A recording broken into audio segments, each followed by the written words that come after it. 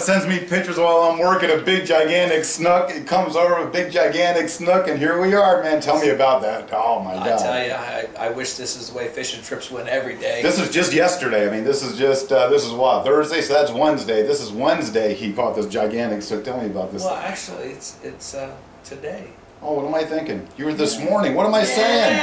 Oh my God, this is awful. See how much I work? I can't even get other people's fish stories right. Listen, Frankie was on the water yesterday with me, and we both went out to attack the fish. Okay, he went to the south end. You have the cut. And I went to the north end of the cutoff, and we were basically trying to map our way through that thing, and it was sort of hot in the cutoff, huh? Oh man, I'm telling you right now. Well, I got there probably about 8:30 or so. The tide was really lifting. It was almost all the way high tide, and there was actually reds. I got up underneath the mangroves. I fished there with you a few times on Dwayne's Wall and stuff. Yeah, and Dwayne's World. Yeah, Dwayne's World, and Dwayne French has got some hot spots in there. But we call this one wall Dwayne's Wall because he owns it.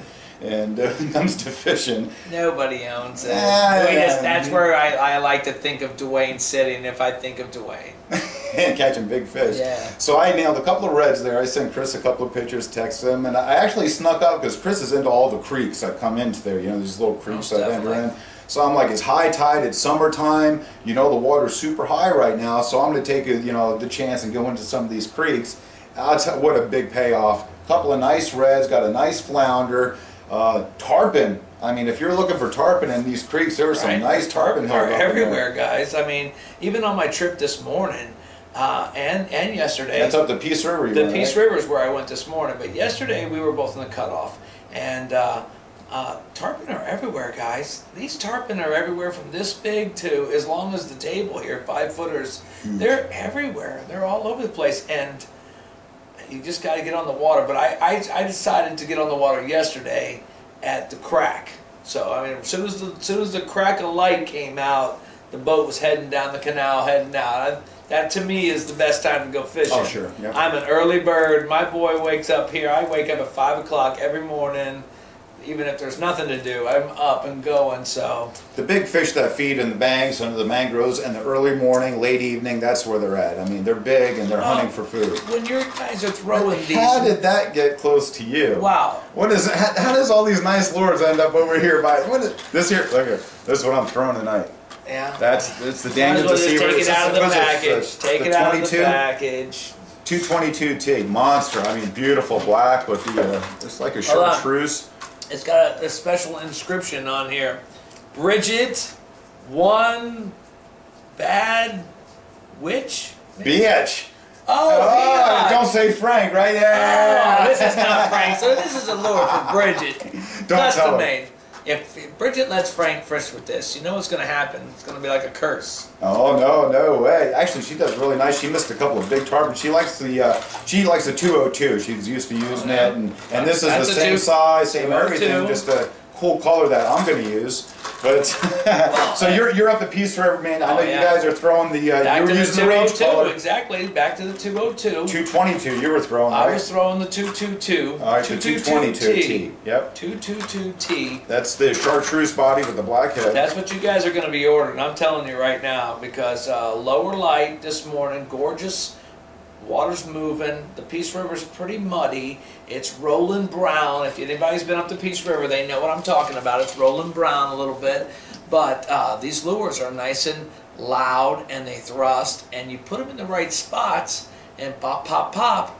Pretty soon, you guys are going to see the video. It's going to be awesome. It's great. I've gone up Peace River a couple of times with Bill, and the fishing out there, if you like snook fishing early in the morning, generally with Bill, we take off about when the sun's rising. And it takes about maybe a half hour to get from the launch to where we're going to fish at. And I'll tell you what, there's just, whether it's big bass, big snook, tarpon, the Peace River, upriver, we're talking about going upriver, not playing out here around the bridges, really gives up some beautiful fish. When we're talking up the river, we launch at Navigator, DeSoto Marina. Okay, that's a free ramp for us guys, okay? And you need a parking ticket for that. You can no, you sure don't. No, DeSoto doesn't charge you. They're still being very nice. They know fishing is a pleasure and not something that the government should control. And make money on. Obviously, the government should make these places so that we want to enjoy ourselves and continue to live in this area and pay our taxes. You know, everything costs, I guess. I'd rather pay it toward ramps than salaries. You know, but anyway, that's another show. But so you're up there. We left the Navigator. We're up there at Peace River. Big snook, big, nice lure, 222. Yeah, 222. We've seen tarpon rolling everywhere. I'm going to roll a video now so you can watch him catching this monster. Yeah. Tell me about it. Oh, but I tell you what, right now, we're just popping this lure along, and all of a sudden, and we're coming up, and I know in my mind what's coming up. It's a little creek mouth, and who is it? It's Chris. It's Cruising the Creeks, Chris. You know what I'm saying? Cruising the creek, always. Yeah. I love my creeks. As soon as there's a little creek or a mouth or a jetty or something popping out, I know there's going to be a bass or a snook or something, you know, pointing on that curve. And I'm looking at the way the water's coming around this curve. I was just and going I'm to say thinking to myself, if I present my lure in this fashion, so it comes around that corner, so that it has to come out to that point, something's going to intercept it. I threw in there first time, cha cha cha, nothing. Second time, cha cha cha. Hey guys, when you get a big snook on, you Turned back, said something, my boy Johnny. Repositioned the boat for a second, threw back in there, and I seen the wake start coming. Well, we don't want to talk to you. Look at that, guys. That's it's a awesome. monster. I seen the wake start coming. I really wish that I would have went ahead and reached for the video camera right then and there. But I didn't. I knew what was coming. I could see the truck coming, and I didn't want to do. I had two hands on the wheel. So when that thing hit, it like tried to rip the rod out of my hand. And after I gained just a second of control, you're gonna see. I start this video, and it's a truck, and it goes around and around and around. You know, the snook upriver are eating tilapia. I mean, they're eating all kinds of great bait frogs. It's raining like hell, so I mean, the water's rushing down. Matter of fact, the tide. Chris mentioned the tide was coming in when he started fishing, but it never moved. And if you think about the fact that the incoming tide, the downflow of the river, it just rose without really moving a whole lot of current. You definitely want, when you're in the river, you definitely want to see some movement, though. If you get out there and you have no movement, I mean, you're not going to see much.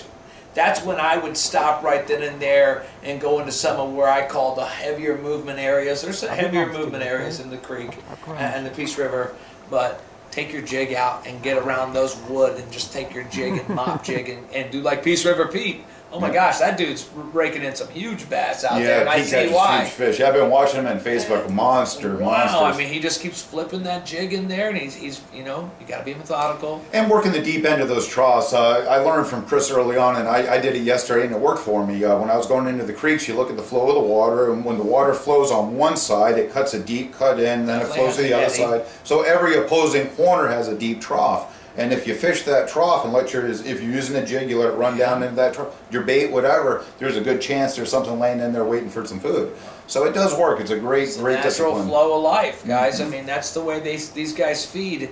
If I lived on the river, there's no way you'd want to sit there and fight that river all day. So these snook got these flat bellies. They get down in these troughs and they get right on the bottom and they suck right to the bottom. And the way their nose is, it's like a ramp, so they can just sit right in the current. And they just sit there and their eyes are looking up, waiting for that thing coming up. As soon as it comes around the corner, they see that, they come up off of that bottom, and it's violent, guys. I really wish I could have got the violent strike on this one. It wasn't for Bill Daniels. Thank you, Bill. An explosion. Yeah, the big snook hit. I thought it was a tarpon. Yeah. No, I really thought it was a tarpon at first because of the explosion and the sideways, and it was really golden. This snook was, you know, has that golden, you know, Peace River snook. Love them. Love them. Yeah, and like I said, they're just powerful up there. I've been up there a few times with Bill and hooked into some nice ones. Actually, that same area he was using, he has a tilapia that it's actually a flat. The 220 color, guys. That's how I got all confused because I really was seeing a lot of tilapia schools and everything up there, and I'm thinking to myself, man, I broke out every 220 color I had in my box and had them ready to go, but the rage color was already on because me and Bill had already talked about it. I was going to get some more of these rage color 222Ts. That's why I'm putting this one over here now. He said he had some more for me, so I figured, you know, hey, I might as well throw this so in case I lose it to a nice monster, I can go get another one, you know? Uh-oh. Oh no, Frankie's got supplies, just in case. That would be this color. Almost definitely. And this color. And you know, this is a great little bait here. This little darter thing right here. It's a smaller version. You guys who were complaining about throwing heavier wood. If you like a troll, look at that sucker. Perfect trolling lure. This actually works like that. It'll dive a little bit. It walks the dog. Very versatile bait. But you know what, guys?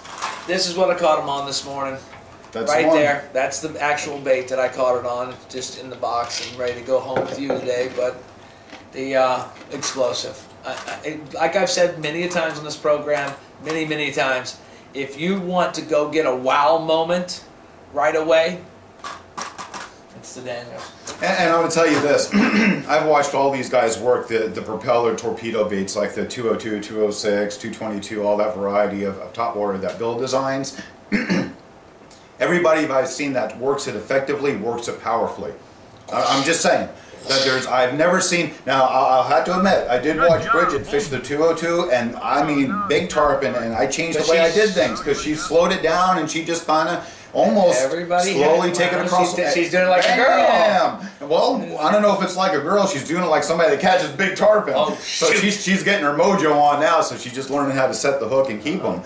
But so it does work. But I'll say with the big reds, the big snook, the big trout, the big bass I've seen is choom, choom, and that lure. I mean, we were coming up on Bill, and I think it was Richie and a couple guys out there fishing. Remember the hearing that?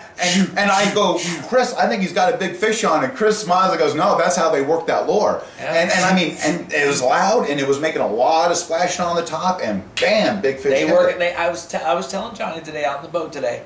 They work it like an engine. If you listen to them and they're going by, they all cast in rhythm. It sounds like an engine coming at you. And everybody has a different way. And I tried to show Johnny today the different methods of working this bait. I tried to show him the hunter method. I tried to show him the Brett way, you know, you know, that's sort of Colin too. Yep. Colin likes to throw it out there and never let it sit still. Oh, yeah. He's always you know, if it does stop, it's only for just a second, and then chance for a hit, then it starts moving again. But you know, everybody has their way. Listen, when I first went fishing with Frank a long time ago, I was like, wow, I had never seen anybody fish a Zara spook that way. Yeah. I mean, honestly, I've been fishing with a lot of different people because being in the bass club and stuff. So Frank gets in the boat, and first of all, he's got this rod that's this big around, surf rod. Gotta be ready. It's 8 foot long. It's got 30-pound test on it. He's got a surf reel on this thing, and I'm thinking, what are we going for, dude? We're going in my 12-foot John boat, right? Tuna. Right? And I mean, we're in this little tiny John boat, but next thing you know, he throws it up by the bank, and he lets it sit there. And he doesn't move nothing. Doesn't move nothing. Then all of a sudden, he jerks it like 8 feet. And it skips, and then it twitches it, and I don't even know how big that snook was. But that snook was, boom! It comes up, and I was like, wow, I guess that's the new way to work it. I'm thinking, you know, maybe my rod's not stiffing up or something. Well, when you go out fishing, you don't want to end up with pole envy, so you got to make sure you got a big rod with you. Nah. You know, I still got that rod out here. I couldn't use it because now with the arthritis, I mean, forget it. I had to go to the hospital and that thing, but yeah, it's terrible. You know, whatever works. Top water lures to me are fun. It's always been kind of my love because of the anticipation, then that excitement of the strike. Oh, wow. You know, you wait an hour and a half, you work, you miss a couple, then all of a sudden that big one comes up. That's all over it. I missed a couple of nice ones yesterday in the cutoff. Yeah. So how else did you? And you were out there with with Colin. I know I got the tarpon video. Yeah, me and Colin went out to the river and did had the tarpon out there. Yeah. That's what drove me back out there with Johnny. Because Johnny says, I really want to go get a topwater strike. I'm like, well, the rivers. That's where the river's flowing and going. You're always going to get a blow up somewhere. And you never know. It might be a 6-foot tarpon. It might be a 6-foot gar. It might be a 6-foot alligator. I mean, well, there's alligators everywhere out there. But that don't bother me. I love the nature out there. I really realize why, I'm sure the Indians named it.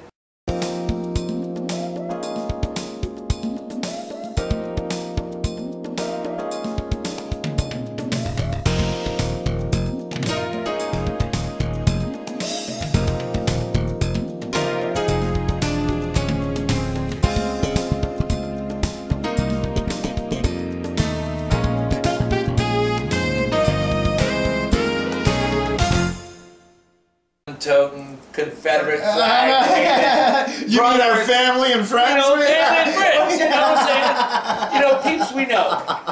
Okay, so on the weekend it gets a little crazy out there. I mean, but on the weekdays, on Tuesday. Oh, now people go out, they have a good time. There's some party spots up and down there. But great. you know, you go to the places we fish way upriver. Most people don't go that far up there because it's, you know, it's just. Bill said it right. I mean, that's real Florida. That's Florida untouched the way it is. It's wild Florida. I mean, when we go in there, I spend as much time looking at the orchids, looking at the ferns, stuff like that. The natural orchids that are hanging out of the trees are just beautiful. And the animals too that come straight to the bobcats bank. I mean, sitting on the bank. You see all kinds of. I've seen so many wild turkeys up there. Yeah. I got up on Horse Creek. Listen, I got up on Horse Creek one time, like the 1, 2, 3rd bend, turning. And wow, there I looked up, there was probably 20, 30 turkeys right up in the trees above me, just roosting right there. And I'm being real quiet. I'm by myself, just fishing along, not, you know, minding my business, not really talking to anybody or just fishing.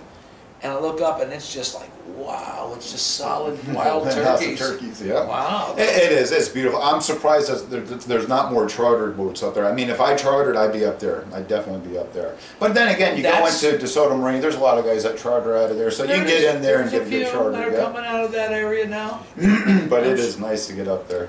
You know what?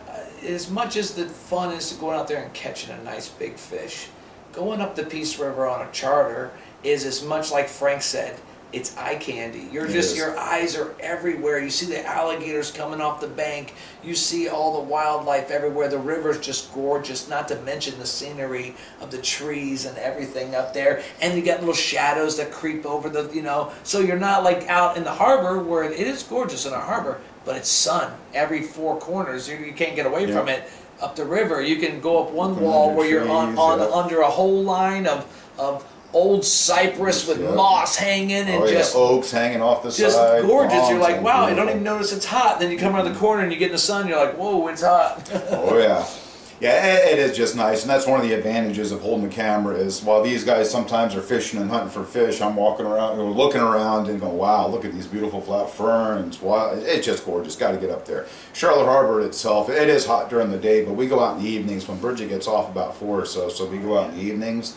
And if you could avoid the storms this time of year, it's tough. It's tough. It's really tough to avoid the storms. Nice You're almost better off. Like, what Frankie loves to do is go to an area which I grew up in, which is over by Spring Lake. Oh, right? yeah, That's where you like to launch. You like to launch his boat. But I tell you what, you can get over there at Spring Lake and then just run up to the dock and jump in your truck and let the storms roll through. That's the way we used to do it when the kids were younger. I would launch right there at Spring Lake and I would just fish around those islands, and right there when the storm would come up, I'd run over to the ramp real quick, tie the boat up, and sit in the truck for a few minutes. And it rolls through real quick, you know, the lightning trouble's over, and then those waterways give up nice fish. I mean, they give up nice snook and reds, nice tarpon in there. So, you know, you can have a good time and not venture too far from the ramp. If you start hearing thunder, you can get out of there pretty quick.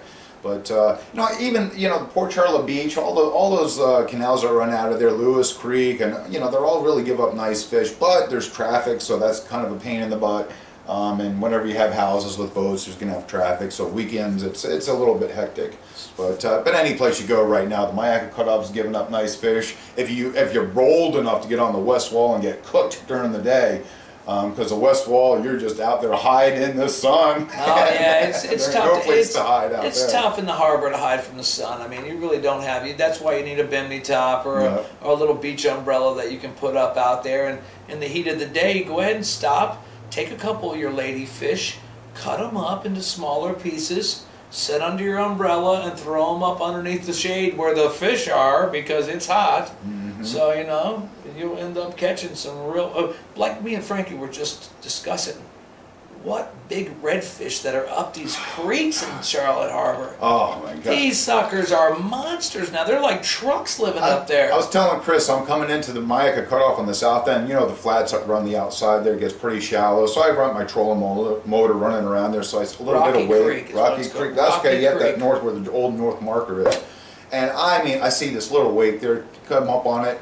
Big stingray swimming around. What I thought was shark turned out to be 2 huge redfish that were chasing the stingray trying to get the food out of his mouth. He had something he grabbed, and these 2 redfish wanted it. and they had it in the biggest, crabs. probably crabs, biggest redfish I have ever sighted out there. Oh man! I mean, I thought they were actually black drum when I saw them. Like those got to be either a cobia or those are the black. Those are red. They turn in that golden red, you know. They were huge, guys. So before I really got my boating, this is about midday too. This is about noon that's on when you high find tide on the flat. guys, out if there. you want to try to go after those big species like what Frank is talking about there, like in Rocky Creek, big. Go back in there. Don't be afraid to take and buy some shrimp. Okay, I'm gonna say it. Go ahead, buy some shrimp. Throw it up on your front deck. Let that stuff just go ahead and get stanky, skanky, nasty, where you gotta scrape it and peel it off your deck. Kind of nasty, okay? Sit back over there, throw your little umbrella on you, throw it on the left-hand side right there at Rocky Creek as you come in. There's a nice big hollow swoop right there. I'll let you guys in on a little secret, a little how you doing. That little swoop right there at Rocky Creek holds some monsters. I have been trucked with the kids there I don't know how many times because they can go around the corner. There's a little creek right behind that wall that they can go underneath and get to. And there's just lots of things for them to break off on. I mean, there's just lots of... Actually, I caught one of my reds right where that little creek goes in. It looks like the wind blew the corner over. A couple of reds laying under there. Caught one there. But yeah, just, you know, all along Charlotte Harbor. You get into these creeks that dump out into the flat. Whether it's Trout Creek along the west wall, constantly on Park, and Alligator Creek emptying out, the old Poacher's Cut. You know, they're all giving up really nice fish up and down there. So you got to get out there and get your bait in the water. You know, got to get out there. The whole trick is, guys, I swear, it's repetition. I really believe that me and Johnny both put in the same cast this morning. But my cast, because I'm more, let's see, adept to fishing in that type of environment, my casts are more right on points and right in areas where Johnny's were in areas. And like Frankie said, I'm working mine like this, making it really powerful, lots of noise. Sounds like a fish just came. That's what I'm thinking in my mind, is I'm trying to make a sound of a fish swatting at a bait, and then that fish come over there and look at the situation and see this bait is still on the surface going, and someone has missed the lunch, you know, and they're gonna be the next one to the party making that sound. You know, and with the propellers spinning, it looks like scales flipping off the fish while it's shooting around, and up comes the big monster to, you know, to eat that injured, you know, prey. Well, they hit it hard. I really believe these snook hit it with their beak. They have that beak in the front, and they look like they just crash into it with their face, and that's why a lot of times you get the snook that's hooked all over the outside of their face, because they come in like a swordfish almost and use their beak to slash at it. Knock it aside and grab it. Knock it out. What are you making so much noise for? I'm gonna eat you. First I'm gonna discipline you, then I'm gonna eat you. Awesome. Well, let's wrap it up, bud. We had a great show. You know, you guys got to get out there and fish. Get over and Fat Point Brewery. Oh yes, get yourself some big mocha. Guys. Good beer. I didn't have any drink today. I got to stop there and get some. Hey, we don't need to drink any today. It's the middle of the day. We'll get in trouble. Oh man, they're gonna get really upset. You can't say that about it. You got to drink all day long, all night long. Drink. Nah. Yeah.